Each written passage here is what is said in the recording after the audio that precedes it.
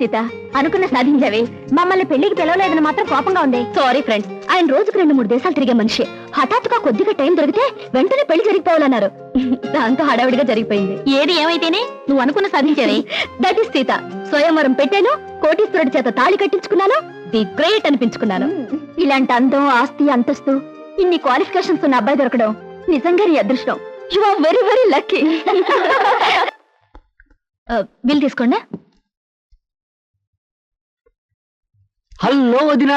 Hello బాబ్జీ, ఏటిలోచా? ఏం లేదు వదినా, రేపు మా boss Chiranjeevi 100th film release.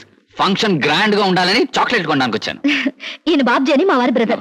చాలా పెద్ద. వదినా, ఇక్కడ పరిచయం చేసే బదులు మా ఇల్లు పక్కనే హాయిగా కాఫీ టీ తాగుతూ పరిచయం చేయొచ్చుగా. దగ్గర అయితే వెళ్దామే, ఇల్లు చూసినట్టు ఉంటుంది. ఆ టయానికి మీ ఆయన వస్తే మీ ఆయన చూసినట్టు ఉంటుంది. అలాగే పద బాబ్జీ, మన కార్లో వెళ్దాం. ప్లీజ్. అన్ని తీసుకున్నారా?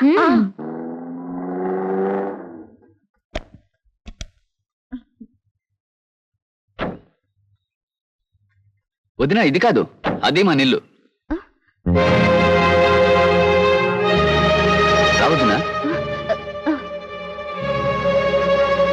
రావద్దునా? Please come. కూర్చోండి. ఇది నిజంగా మీ ఇల్లేనా? అవును వదినా, మా ఇల్లే మమతల కోయిల, మా ఇల్లే మమతల పందిరి. రాగానే అలా కూని చేస్తావరా, దర్చుకుంటావా? నాన్నగారు. మీ నాన్నగారా? కథల కుతూహలంలో కాపీ కలిపేశావరా? అమ్మా నువ్వా? ఎంతసేపు అయింది వచ్చి?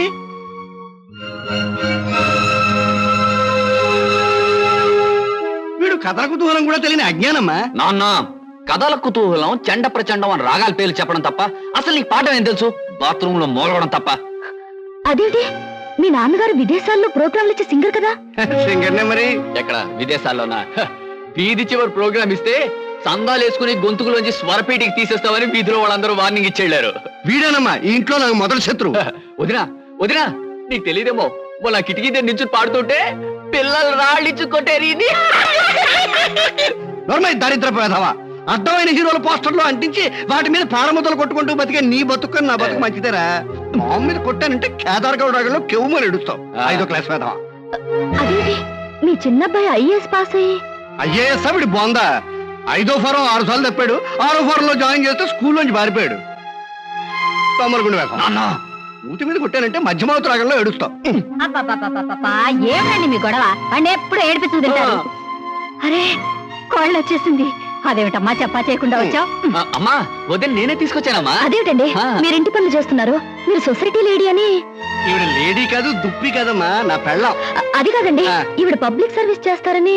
పబ్లిక్ సర్వీస్ లేదు, నా బొందా లేదు. ప్రైవేట్ గా అంట్లు తవ్వుకుంటూ ఉంటుంది, మా అందరికి వంట చేసి పెడుతుంది, అప్పుడప్పుడు ఇలా పొడుస్తుంది.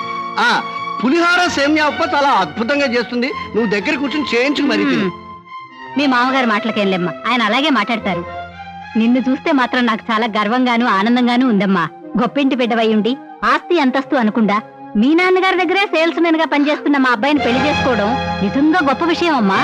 ఏమిటి, కృష్ణ మా నాన్నగారి దగ్గర పనిచేస్తే సేల్స్ మెనా? అవునమ్మా, నీకు తెలుసుగా. ఏమే, పెళ్ళైన భర్తను పట్టుకుని సేల్స్ మెన్, నౌకరు, చౌకీదార్ అంటూ ఉంటే కోడల మనసు బాధపడదు? పెళ్లి చేసేసుకుంది కదా, ఏ ప్రపరేటర్ అయిపోతాడు. నువ్వు వెళ్ళి మన కోడలకి, స్నేహితులకి, వాళ్ళందరికీ కాఫీ టిఫిన్ చేసేసరా. మీరంతా కూర్చోండమ్మా. ఇది కడుకురా, మీరు కూడా వదండి. ఉల్లిపాయలు తరిగిస్తాను, కూర్చోండమ్మా. పెద్ద కోటీశ్వరుడు చెప్పింది ఏమైంది? స్వయంవరం ప్రకటించి మరీ సెలెక్ట్ చేసుకుంది. విదేశాలు, విమాన ప్రయాణాలు అంది. ఇంతటి సంబంధానికి పేపర్ ప్రకటన ఒకటి.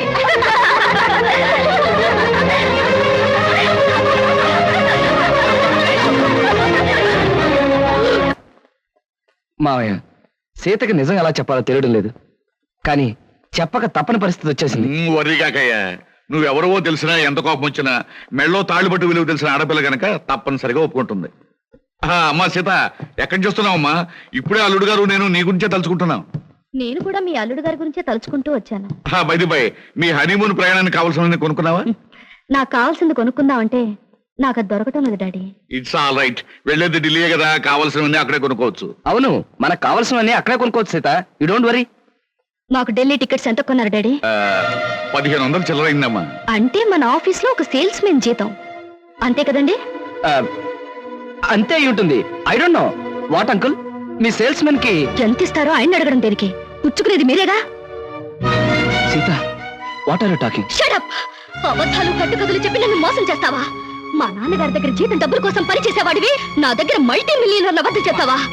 ఎందుకో పనికిరాని నీ కుటుంబ సభ్యుల్ని, గ్రేట్ పీపుల్ అని నాకు పరిచయం చేస్తావా? నా మెళ్ళలో తాళిబొట్టుకి మోసం అబద్ధం కుట్రని 3 ముళ్ళు వేసి నా బ్రతుకుని అన్యాయం చేస్తావా? అమ్మా సీత, ఆవేశపడదు.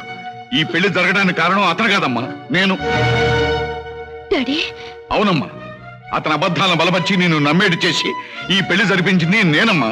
డాడీ, ఈ పని నువ్వు చేసావా? ఒక మగవాడు పెళ్లి కాని ఆడపిల్ల ఆస్తి చూసి అందం చూసి అబద్ధాలతో మోసం చేశాడంటే దానికి అర్థం ఉంది. కానీ ఒక కన్న తండ్రి సొంత కూతుర్ని పరాయి మగాడితో నాటకవాడి పెళ్లి జరిపించాడంటే బహుశా లోకం ఇదే మొదలుతారనుకుంటాను. పసితనం నుంచి అమ్మలేని నన్ను పెంచి పెద్ద చేసి అడిగింది కాదనక కోరింది లేదనక నన్ను ఇంతదాన్ని చేశా. ఇప్పుడు ఆయనతో కలిసి నాటకవాడి నన్ను ఎందుకు మోసం చేసావు? ఎందుకు మోసం చేసావు డాడీ? మంచి ప్రశ్న వేశావమ్మా, చాలా మంచి ప్రశ్న వేశావు. కానీ ఈ ప్రశ్న అడిగే ముందు జరిగిన విషయాలు ఏమిటో ఒక్కసారి గుర్తు తెచ్చుకో. ఒక ఆడపిల్లకు ఉండవలసిన మర్యాద సాంప్రదాయం మర్చిపోయి పేపర్లో మొగుడు కోసం ప్రకటనలు వేయించింది నువ్వు. ఆ ప్రకటనలు చూసి వచ్చిన కృష్ణను సెలెక్ట్ చేసుకుంది నువ్వు. అతన్ని మనసారా ప్రేమించి ఇంటికి తీసుకొచ్చి నాకు పరిచయం చేసింది నువ్వు. ఇందులో నా తప్పుందా? కృష్ణను చూశాక ఇంటర్వ్యూ పేరుతో నువ్వు పొరపాటుగా ప్రవర్తించిన, మొగుడు సెలక్షన్ అంటూ పొగరమూతుగా ప్రవర్తించిన, ఓ మంచి మనిషిని ఎంచుకునేటట్టు ఆ భగవంతుడు చేశాడని ఆనందించానమ్మా. అడ్డదారిలో వెళ్ళినా నేను ఆశించినట్టుగా గమ్యానికి చేరుకుంటున్నావని సంబరపడ్డానమ్మా.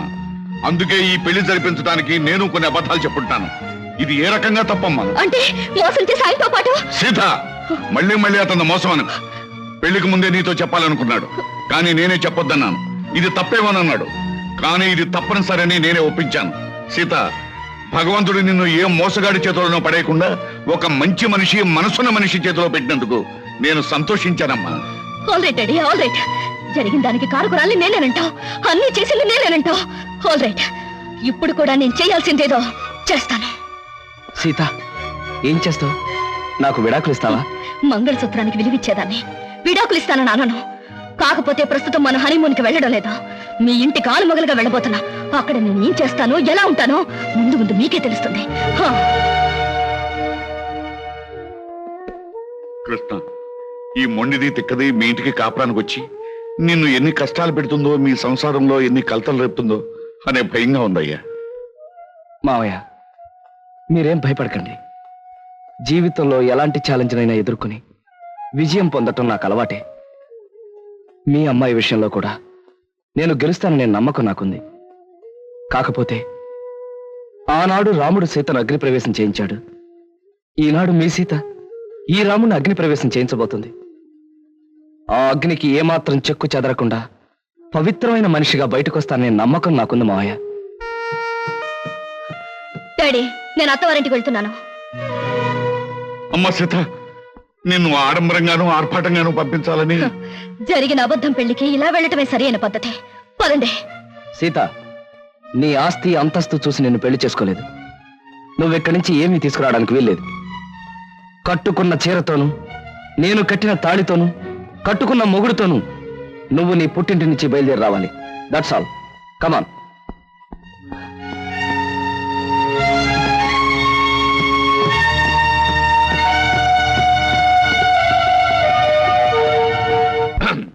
మా బాస్ చిరంజీవి ఇలాగే ఒక సినిమాలో ఫస్ట్ నైట్ అప్పుడు ఆపుతావా నీ గోలా? నేను వెళ్ళా? వెళ్ళు. 1 minute. Okay, thank you. వెళ్ళు.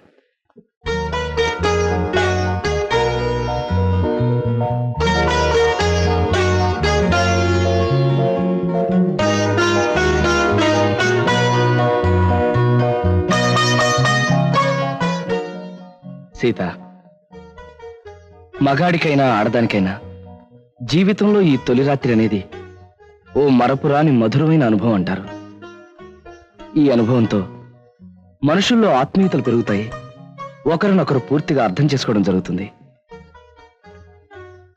సీత, నేను నీకు ఎన్నో అబద్ధాలు చెప్పుండొచ్చు, కానీ ఒక్కటి మాత్రం నిజం. నేను మనస్ఫూర్తిగా మనసారా నిన్ను మొదటిసారి చూసినప్పుడే ప్రేమించాను. I love you Sita, I love you. కాదండి, మీరు నన్ను ముట్టుకోవడానికి వీల్లేదు. సీత, అవును, తాళి కట్టారు గనక లోకం ముందు మీకు భారీగా తల ఉంచే ఉంటాను. కానీ నా మనసును మోసం చేశారు గనక నేనెన్నటికీ మీకు దగ్గర కాలేను. సీత, ఏమిటి అర్థం లేకుండా? అవును, లోకం దృష్టిలోనూ అందరి దృష్టిలోనూ మనం భార్యాభర్తలుగా ఉంటాం. కానీ శారీరకంగానూ మానసికంగానూ ఒకరికొకరు దూరంగానే ఉంటాం. అంటే ఇది నువ్వు నాకు విధించే శిక్ష? అవును, నన్ను మోసం చేసినందుకు, అబద్ధాలతో నన్ను పెళ్లి చేసుకున్నందుకు మీరు శిక్ష అనుభవించి తీరాలి. ఆల్ రైట్ సీత, నేను నిన్ను ప్రేమించి పెళ్లి చేసుకుంది పవిత్రమైన భావంతోనే తప్ప కామంతో కోరిక తీర్చుకోవడానికి కాదు. నా మీద మనసు లేని నిన్ను ఎన్నటికీ తాకను. ఏదో ఒక రోజున నన్ను అర్థం చేసుకుని నువ్వు నా దగ్గరికి రావాలే తప్ప నేను మాత్రం నీ దగ్గరికి రాను. అంతవరకు లోకం దృష్టిలో మాత్రమే నీకు భర్తగా ఉంటాను. Good night.